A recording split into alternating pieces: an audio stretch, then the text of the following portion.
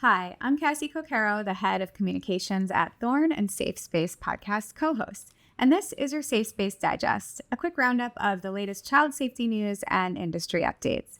Each month, I come back here and tell you about some of the headlines that are shaping the trust and safety landscape. So let's dive in for July.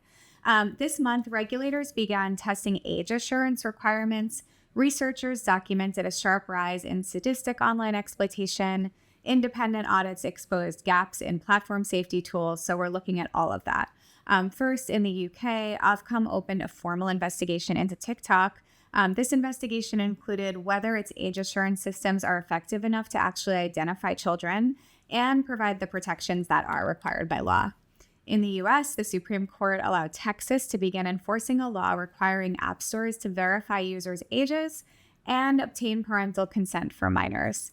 And over in the EU, lawmakers reinstated a really important legal basis for voluntary child sexual abuse material detection after the previous measure expired in April. This interim derogation will now remain in place until April 2028, and this will allow companies to resume voluntarily detecting, reporting, and removing child sexual abuse material. So this closes an immediate legal gap, but it is still just a temporary solution, and now the EU must finalize a permanent regulation so that this critical work can continue at scale for years to come. Researchers also raised alarms this month about the growth of sadistic online exploitation. This is something Thorn has been watching as well, and we recently put some research out about this.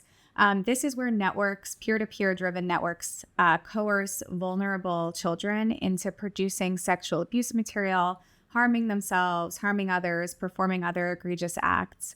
The National Center for Missing and Exploited Children, or NCMEC, received more than 3,000 reports involving these networks in 2025, and that's a 125% increase from the year before. Of course, this month we continued to see AI-related child safety risks expand. In a really interesting case that we're following, XAI sued a user. It alleges misused Grok to generate child sexual abuse material. And this is one of the very first known cases of an AI company taking legal action against a user over alleged CSAM generation. So we're sort of paying attention to that and seeing how it goes. Common Sense Media's Youth AI Safety Institute this month rated Google's AI search feature unacceptable risks for children after testing responses involving mental health information, deepfakes, homework, unreliable information, things like that. At the same time, Meta announced this month that parents using Instagram supervision tools will be alerted if their teen discusses self-harm or suicide with Meta AI. This on the surface is great, but it also raised some difficult questions about privacy and human review and emergency escalation. And what I think is most interestingly, how AI systems can and should respond when a young person may be in crisis.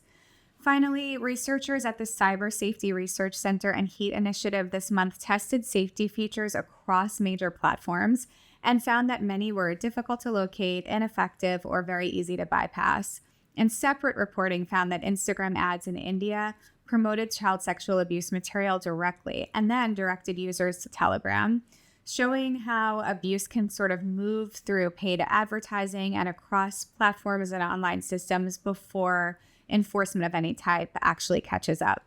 That's it for this month's Safe Space Digest. Make sure you're subscribed so you never miss an update, and I'll see you back here next month.